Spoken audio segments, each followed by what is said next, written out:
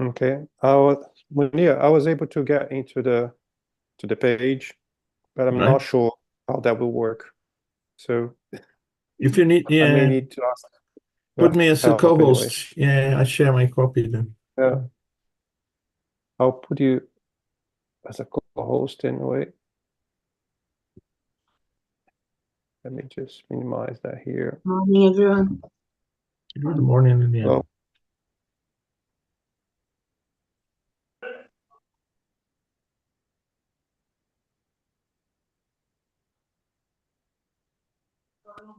so you are as co-host anyway. Okay. So, hi, good morning, everyone. Let's Morning. do a quick prayer to start our Saturday.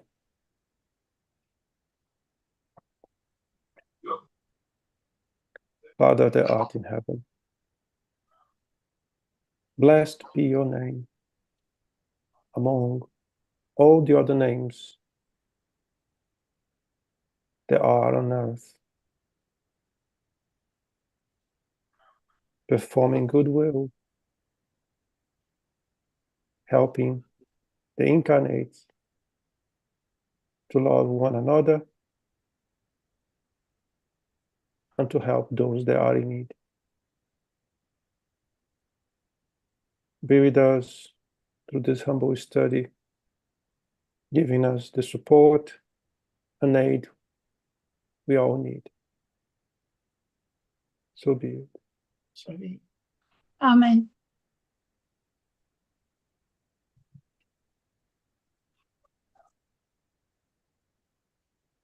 Let me try to share to see how that will work.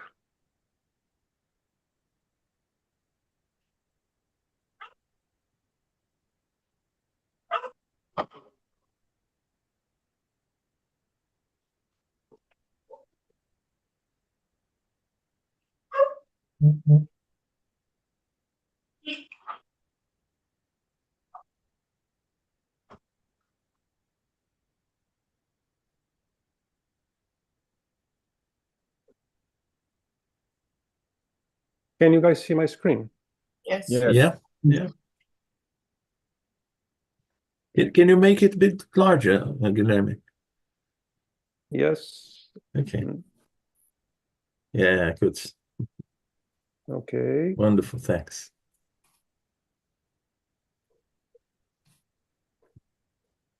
Munir is acting very erratic. Can you share your screen then? Yeah, okay. I'll stop mine.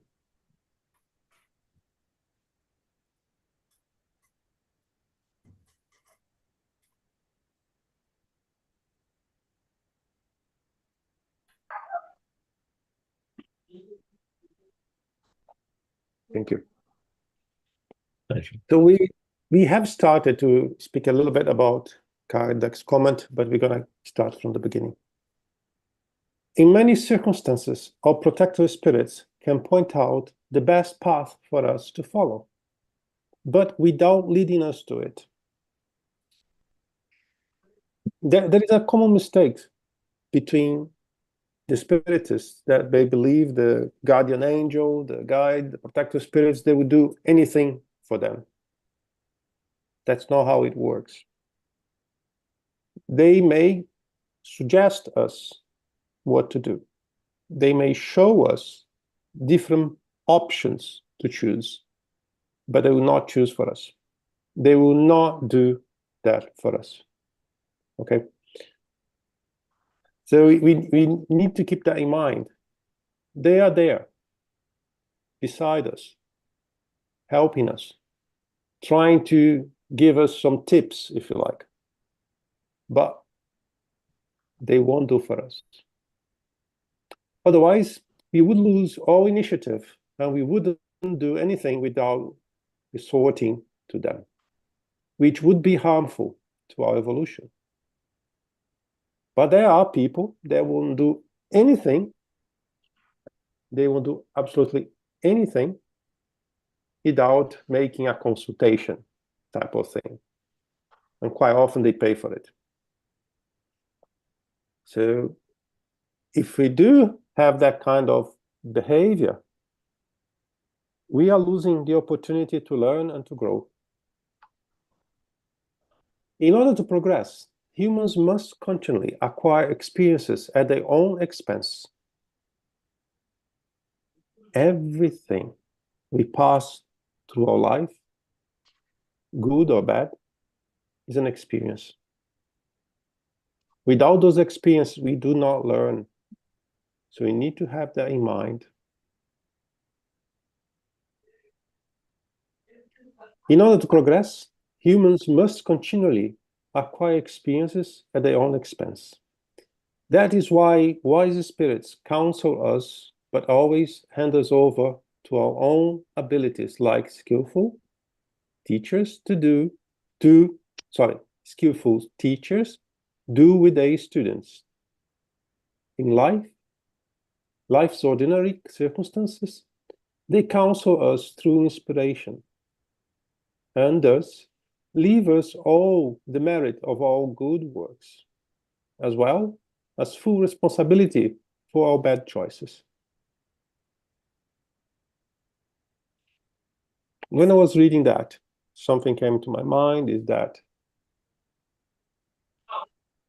if for any reason, for any circumstance, we decide to make a routine of consultations to know what to do or not to do, or if we have an intuition that comes to our mind,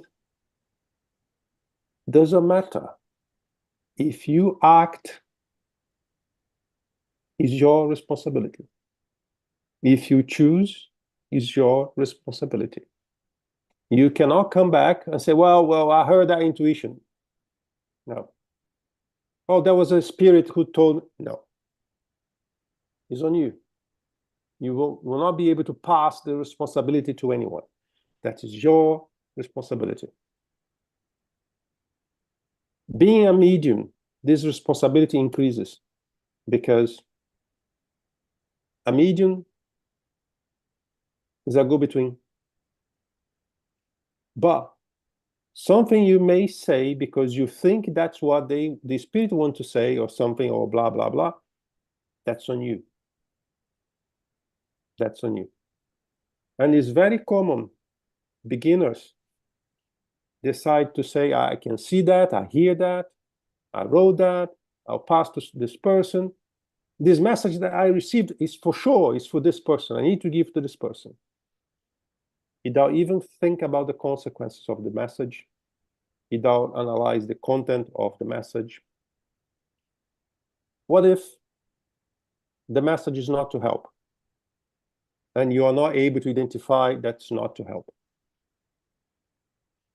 What if, as a result of this message received by someone, the person falls into a very bad time, depression, or anything else because of this message? You don't know. So be very careful when you pass any information to anyone. If you do so, be aware that you are also responsible for any outcome, good or bad outcomes.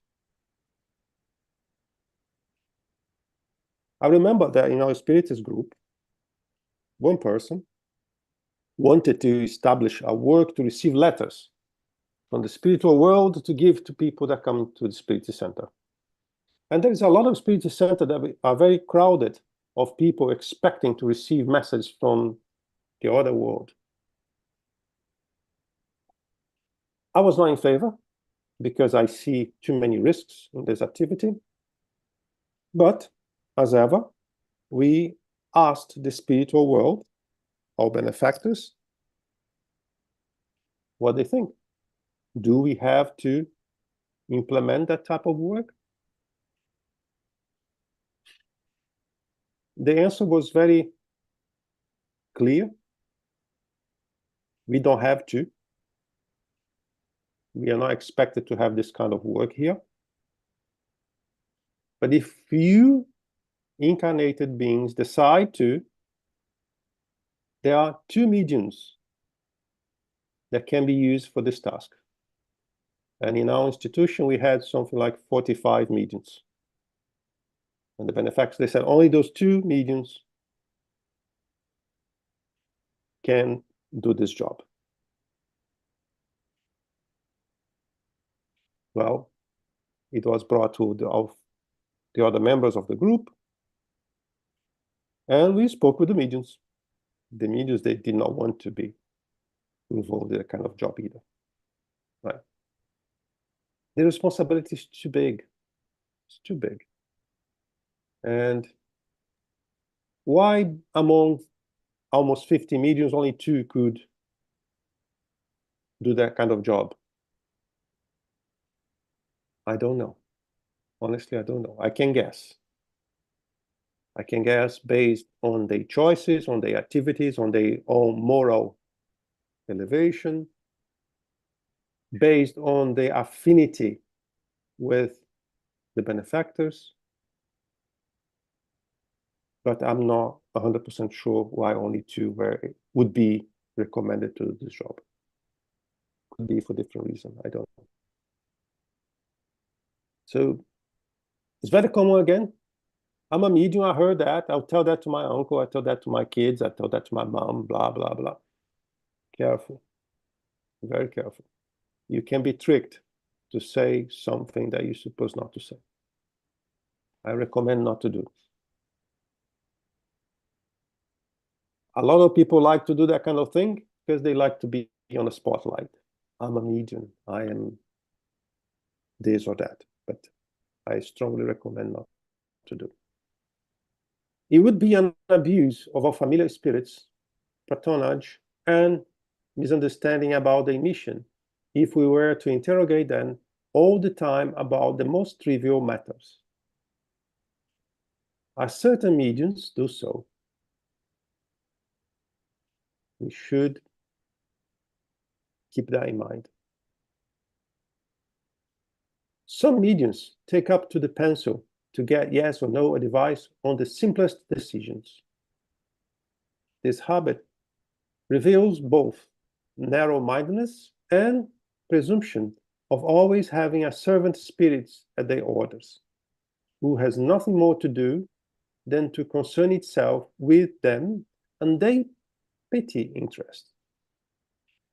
Another thing that is also misunderstood, we know that we are surrounded by spirits all the time. It doesn't mean that I'm surrounded by my benefactor all the time. His sole purpose is not to be on our side 24/7. And sometimes, as they said here, well, a medium that asks yes or no for simplest things, the answer you get is not from him.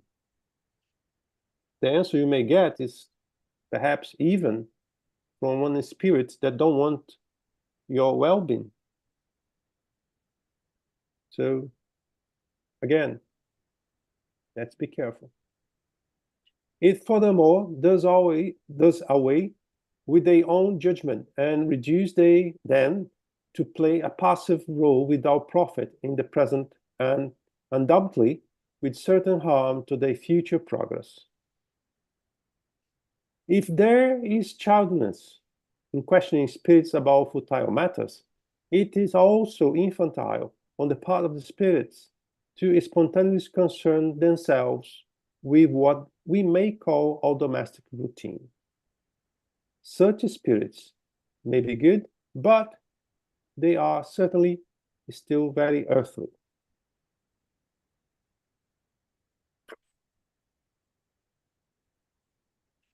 When we passed away and we go to the spiritual world, we remain who we are. We don't get better just because we died. We don't acquire knowledge just because we died. We don't improve our moral aspects just because we died. So there's a lot of spirits that are equal to us on the other side. There are some more elevated morally, and there are some below us. Sometimes the answer could come from any spirit. So is our duty to evaluate everything that comes through. The content of the message is always something that we have to evaluate.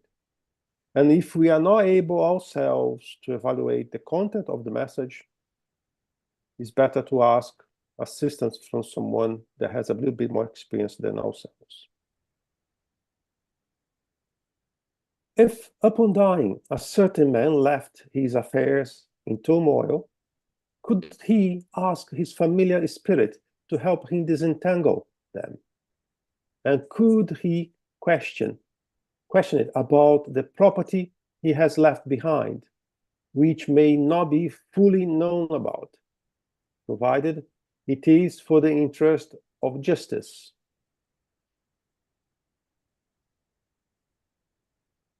And quite often, when people ask things to the spiritual world, they ask things related to the matter. They ask things related to the financial aspects. They ask things related to very earthly things. Look at the answer. You forget that death is liberation from earthly concerns. Let me ask you guys one thing here. You had lots of problems on earth, right? Your life is really a thing. When you move on, do you really want to be tied to all those problems, or do you want to get disconnected from all those problems? I think I would prefer to be disconnected.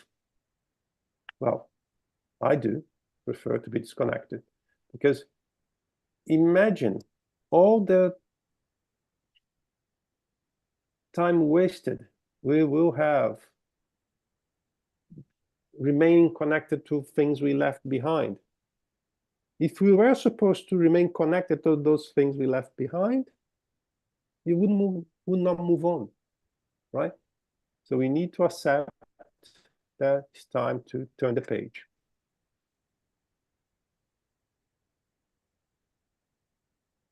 You forget that death is liberation from earthly concerns. Do you think that his spirit, happy with its freedom, will willingly concern itself any longer with the chain it has just freed itself from, in order to satisfy the greed of heirs who were perhaps happy that he died so that they might profit from his death? We speak of justice, but justice is in disappointing the covetous of the heirs, which is the beginning of the punishments that God has reserved for the greed for earthly assets.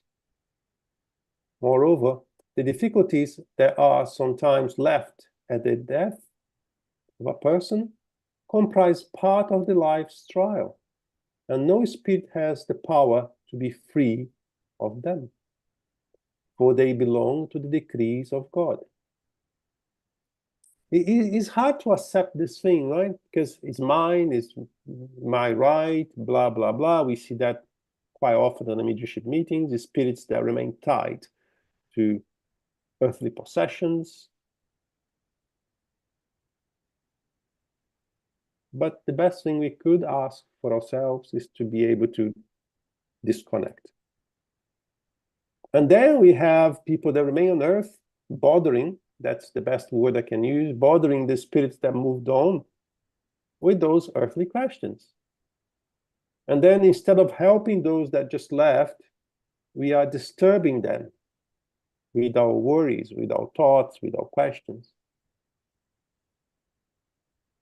So best thing we can do if someone moved on is make a prayer for them and let them continue their life. They don't need to be attracted to all problems.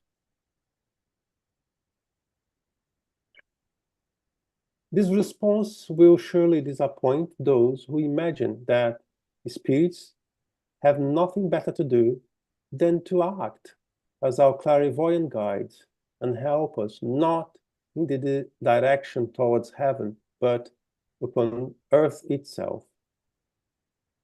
Another consideration supports this response.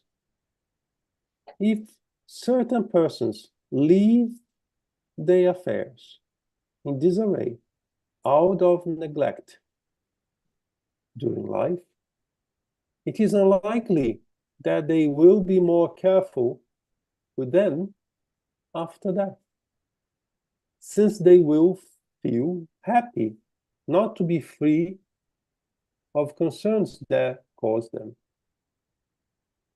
Moreover, even if they are little involved, they will attach less importance to them as spirits than as humans.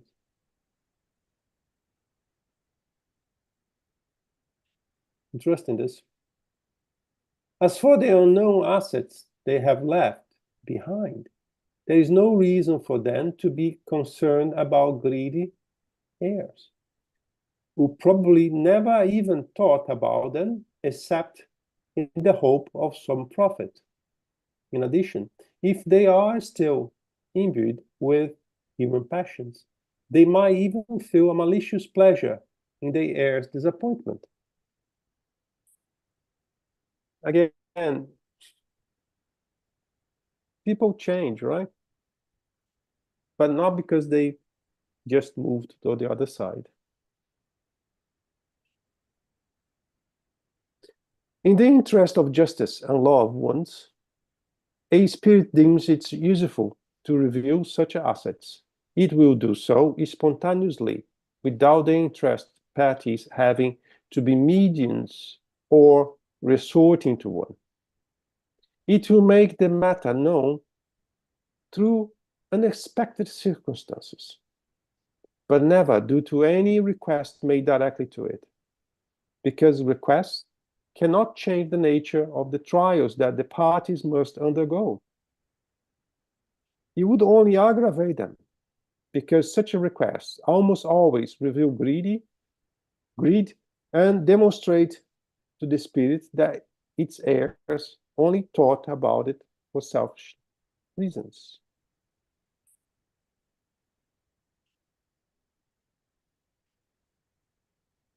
So, do we really want to ask the spirit some questions like that? I don't think so. Concerning the fate of the spirits, may we ask spirits for information about their situation in the spiritual world? Yes, and they willingly respond when the request is made out of affinity or desire to be useful, rather than for the sake of curiosity. Are spirits able to explain the nature of their sufferings or happiness? Absolutely. And these revelations present you with a valuable lesson, for they enable you to understand the nature of future punishments and rewards.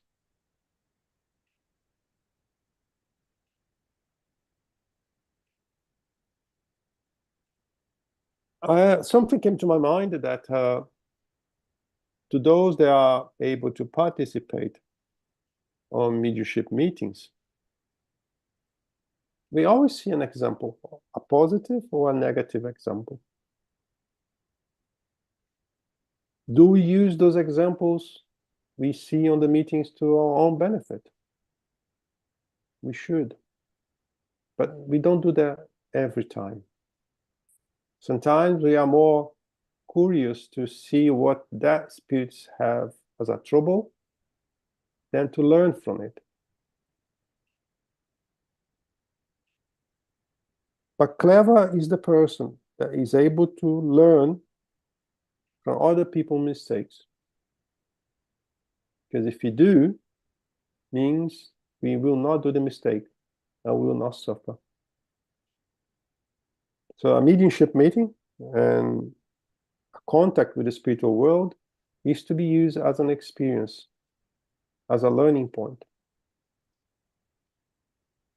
By destroying your erroneous ideas about the subject, they tend to rekindle your faith and trust in God's goodness. Good spirits are happy to report to their bliss, whereas evil ones may be constrained to describe their sufferings in order to lead them to repent. They sometimes even find some relief in this. It is the unfortunate who groan in a hope of obtaining compassion. Don't forget that the essential and exclusive goal of Spiritism is your improvement. To reach that goal, the spirits have received permission to initiate you into future life, offering you examples that you may use to your advantage. And sometimes I ask myself, do we really believe in what we see, what we hear in a mediumship meeting? Because sometimes we do exactly the same. And yes, we are learning that it's a whole process that we should leave ourselves.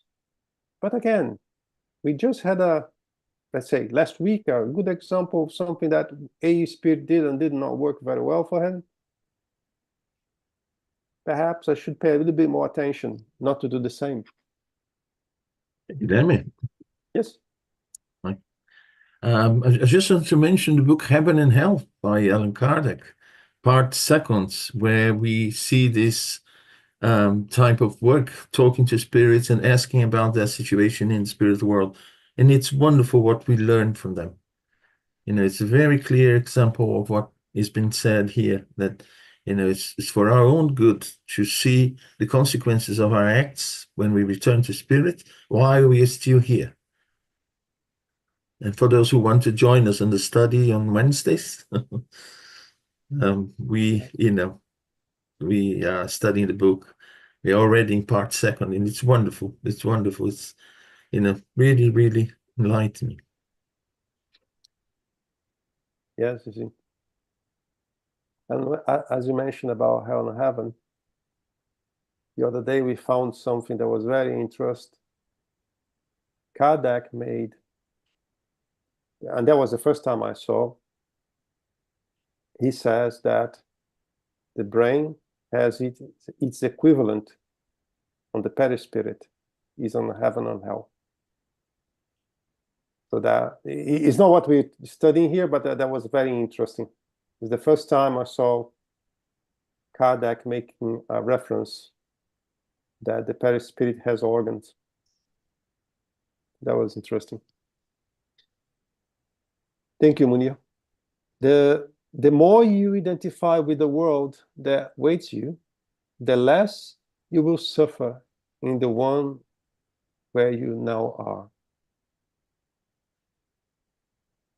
The less you will suffer in the one where you are now are.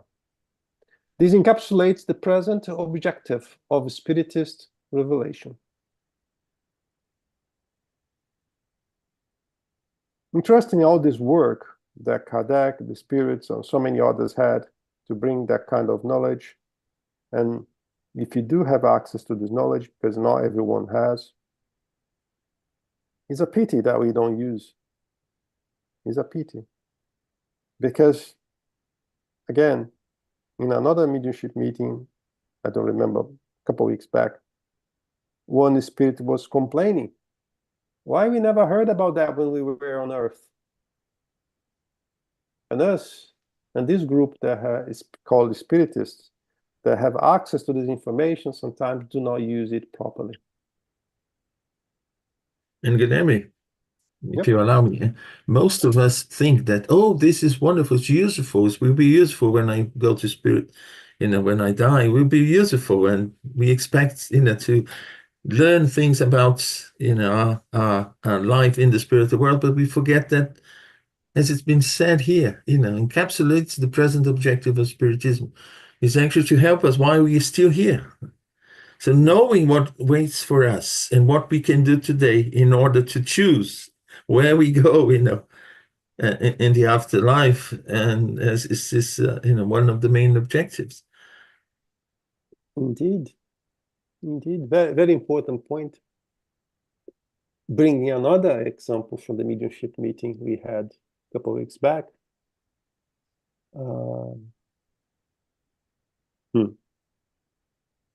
There was a spirit that came to the meeting. I don't remember who was in the meeting with us, but the spirit came and could not understand why she ended up in an area that was not very good after she deceased, because she had learned a lot of things in her religion. She mentioned, I always went to the meeting, I always went to this, I always went to that. But the question was, what have you done with that? What have you done with what you have learned? Acquire knowledge and not use the knowledge doesn't work very well. So if you learn something, it's better that you learn a little and work with that. Practice what you have learned. That will help you beyond. By evoking persons about whose fate we are uncertain, may we know whether or not they are still alive. Yes, if the uncertainty about their death is not a necessity or trial for those who are interested in knowing about it. If they have died, they can report the circumstances of their death in a way that can be verified. If it is important, they can. Otherwise, they won't bother.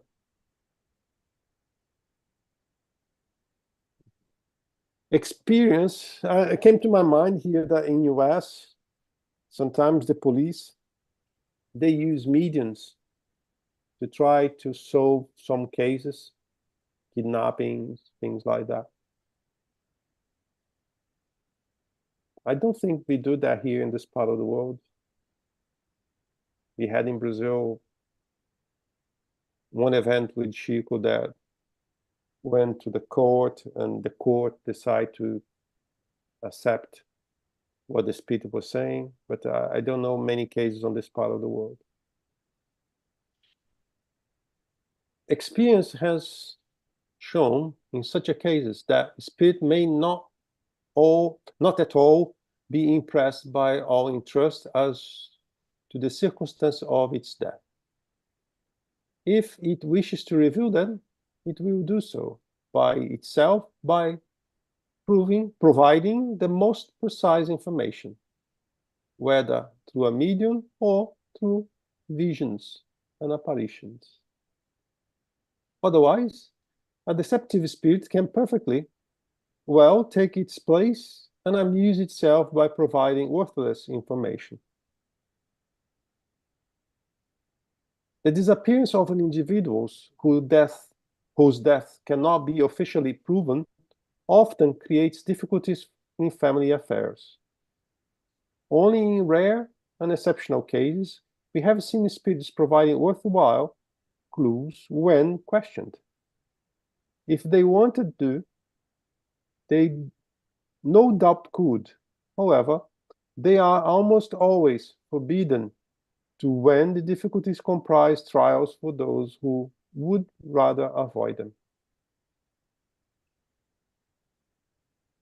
Thus, one would be mistaken to have fanciful hopes of obtaining an inheritance by this means, where the sole positive result is the money is spent on such a pursuit. There is no lack of spirits who are prepared to encourage such hopes, and who have no scruples at all about leading interested parties on a futile search, from which they will be happy if they emerge feeling only a bit ridiculous.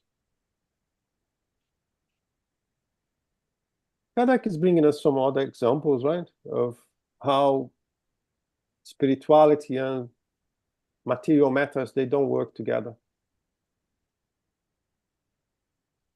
Concerning health, and this is very interesting. May spirits offer advice on health? We need our health in order to fulfill our work while on earth. And that is why spirits willingly concern themselves with it. However, since they are both ignorant and knowledgeable ones, in this case, as in all others, it is wise not to address to the first one who appears. There are spiritist centers who have a specific attendance to what we call sometimes healing, and I don't like that name, to be honest, but that's how it is translated. Sessions there where they will apply healing to people. They have, most of them have physical problems. And then sometimes we had two groups in the Spirit Center, one that believes it is a spiritual thing, one that believes there's not, should be done or should not be done. Nevertheless, to those that practice this activity with well-known benefactors, you see wonders.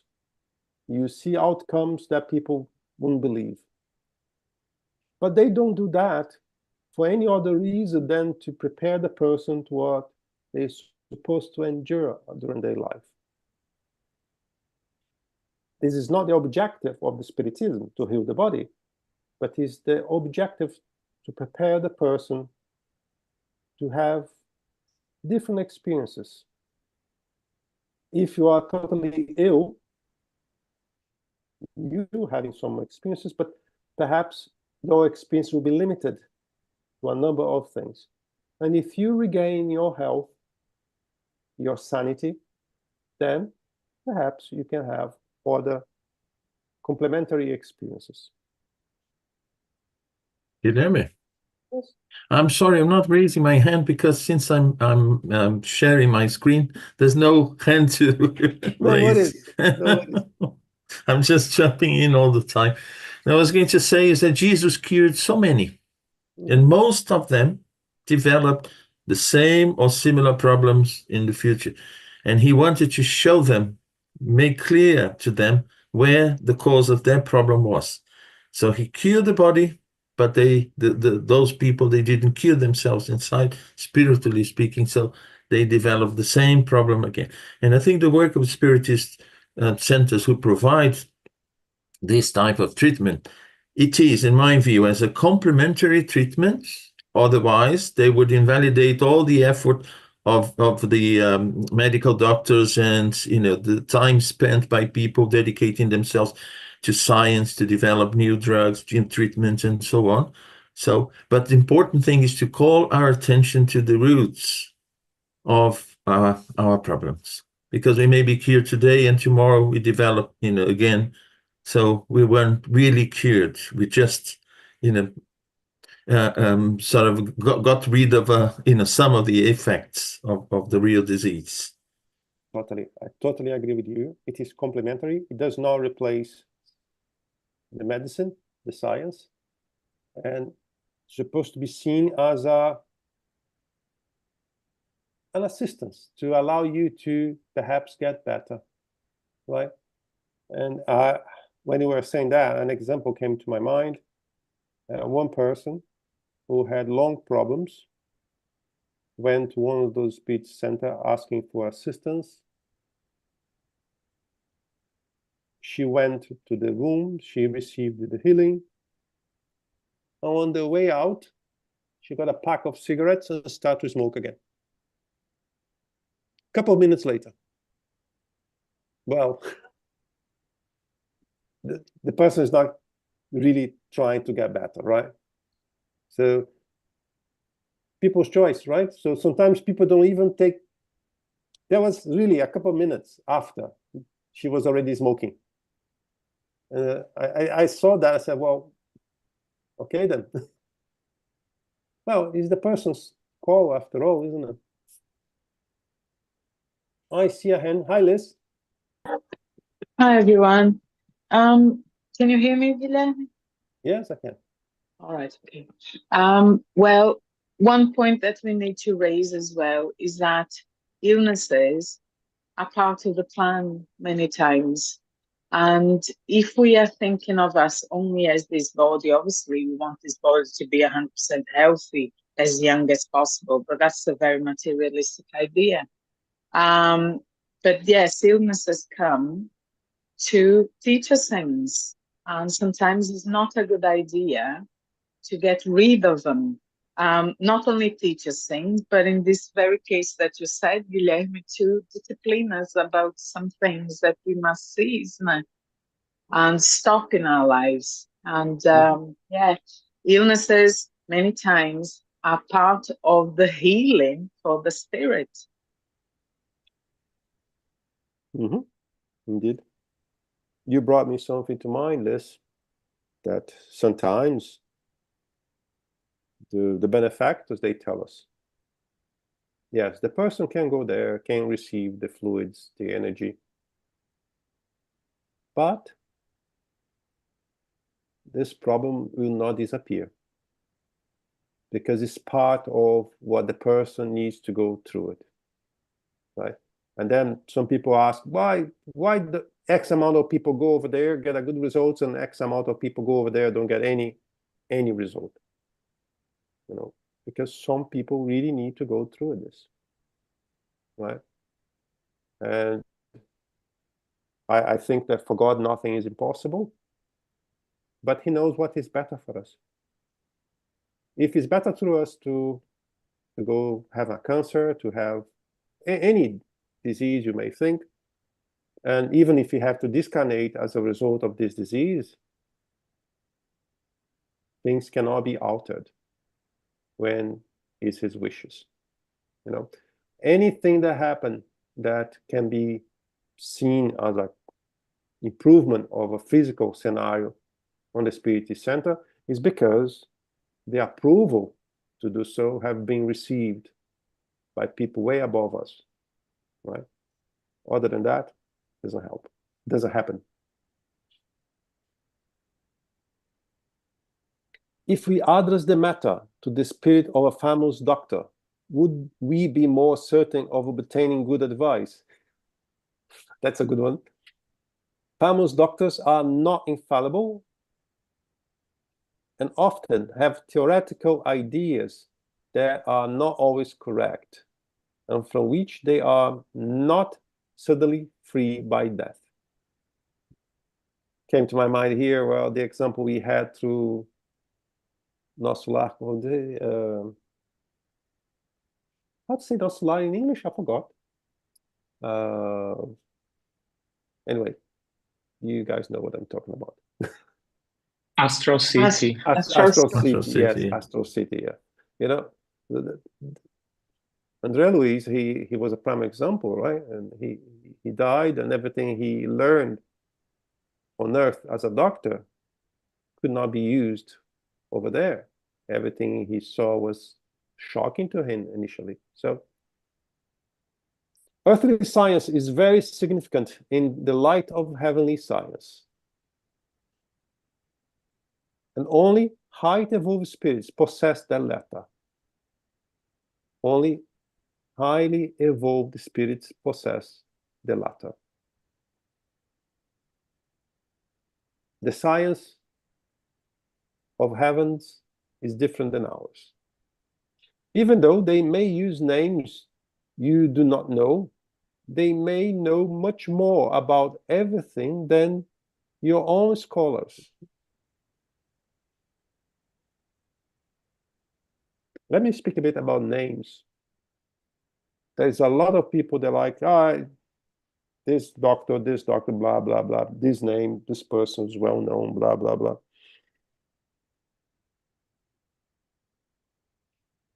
And I'm a very curious person. Sometimes I used to ask myself, can I ask to whom I'm speaking to? And I heard more than once, does the name make any difference? No. The name of the spirit, the benefactor who's assisting us in a way or another, doesn't matter. Really doesn't matter. The important thing to pay attention is the outcome, the results. The results are positive. That's what matters. Got lost now.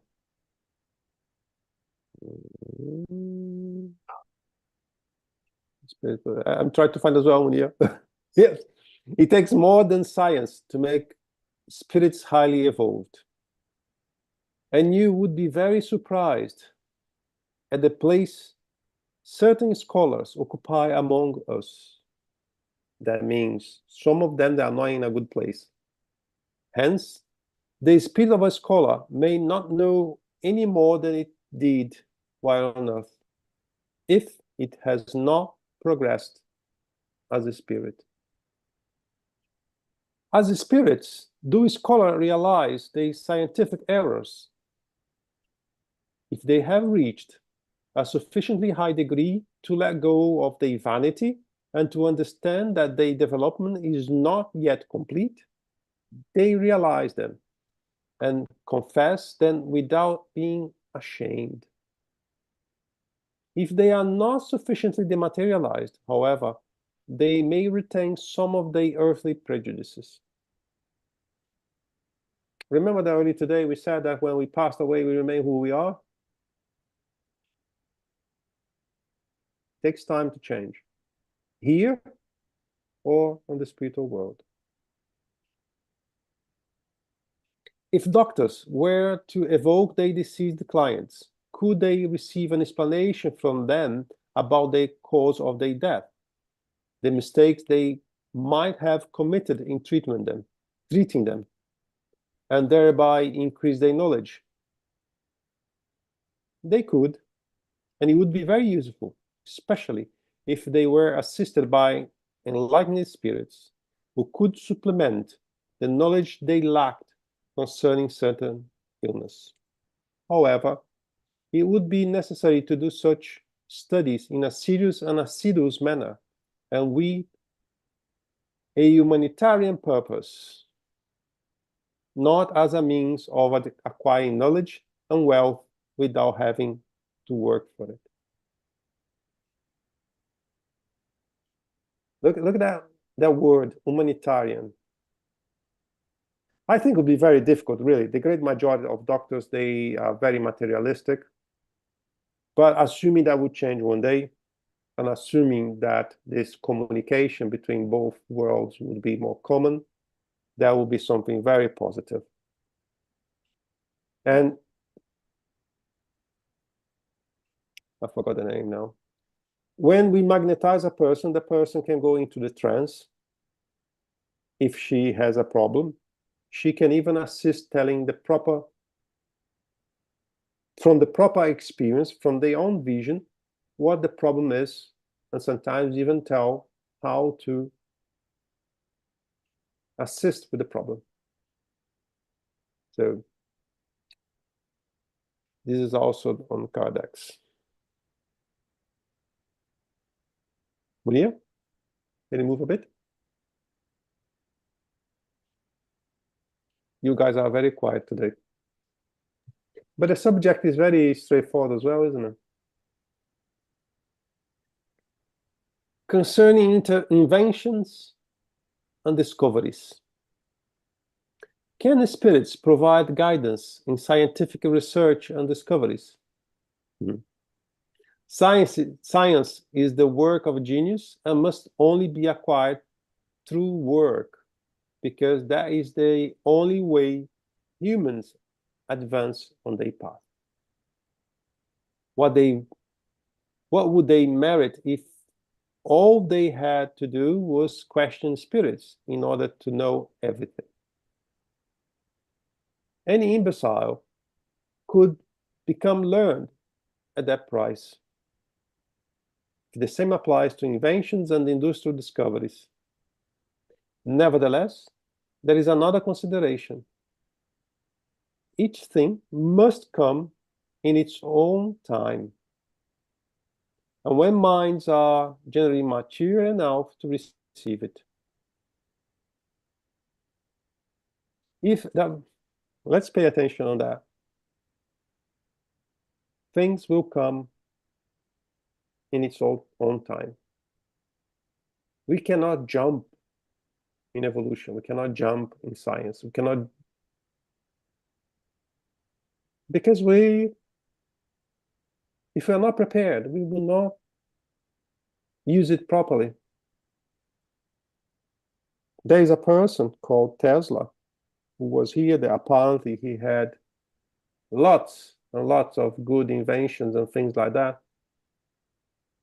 But I think he was out of his time because we were not morally prepared to receive those inventions at the time. So if everything people say about his inventions, that we would have been much better than we are today in humanity if we have used that for good. But perhaps what we brought at that time as well, if was used for evil, could have had a massive destruction on the planet as well. I don't know. So things will only come on the right time.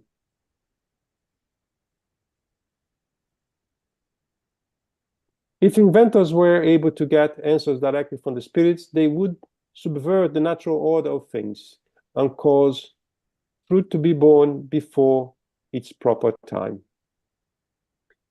God said to the man and woman, "You shall earn your bread with the sweat of your brow," an admirable image that outlines the human condition in this world.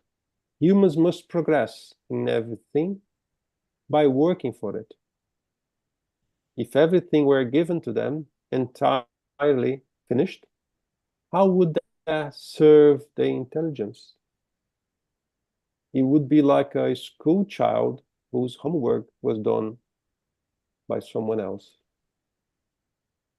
What time is it? Something came to my mind as I was reading that.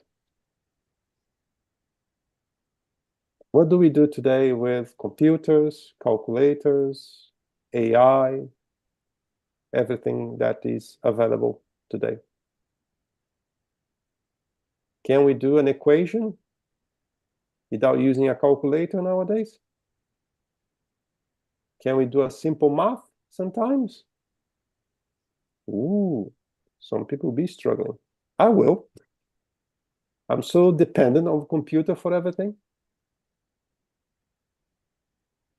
So why I'm saying that, I think we need to have a balance on everything.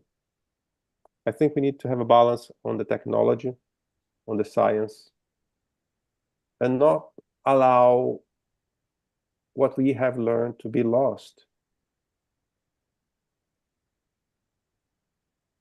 If things are progressing the way it seems, in a very short time, we will forget how to do simple things because we'll have a machine telling us what to do, how to do. And my utmost concern is that we will lose the ability of thinking and asking. Because it's so simple. I open a computer. Here we go. I have a recipe for a dinner. I'm giving a very simple example that we all do today, right? We go on the internet, we found a recipe for something, and we follow step by step, and we do. But now we also have AI for the doctors. We have AI for advocates. We have AI for engineers. And when we ask simple things, people don't know how to do anymore. Is this progress? I'll leave that with you guys so you can think. And it is our time, basically. So he's not here. Pablo, as you are our friend replacement, Do you know if the girls will come? Our friends will come? Regardless of their coming or not, I think we should just give our good vibrations to the world. I would even think a little bit different today. We need to send our good thoughts to the Middle East because things are not very well right now. Yeah. Will you stop recording? I can stop. I can leave. No, I'm not recording. No. Oh, it was just on YouTube, right? Yeah. Okay. So, my friends, as we come to the end of this study, where we learned a bit more about mediumship, about the spirit, and how spirits relate to matter, let's unite our thoughts and think about, well, we are still attached to matter. Let's think about what's happening in the world right now. In the Middle East, as war is surging. In all over the world with climate changes, some really extreme ones, and the effect it has on people and nature. Let's think about our brothers and sisters less fortunate, which are struggling with hunger, thirsty, who do not have shelter, who, with the coming cold in the North Hemisphere, will be struggling as well. Let us donate our good thoughts, our vibrations. Let's cover the planet. Let's also think about the ones that are struggling with diseases, mental health, losses, mourning. Let us all ask our Father to keep shedding light to everyone as the sun always shines to everyone. And may that light be always a beacon of hope. May we always trust in our Father that there is always going to be a tomorrow with the sun rising again. May the world be enveloped in love. May our consciousness be directed to charity, love, empathy, as we are all together in our path on this earth. Father, be with us. Give us comfort in knowing your love never ends.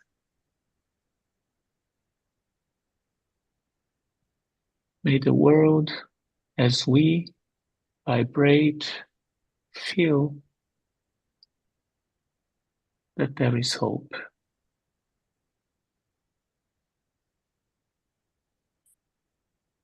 Thank you, and so be it. Okay. Thank you. Thank you. Bye, everyone. Thank you. Thank you. Bye. Bye-bye.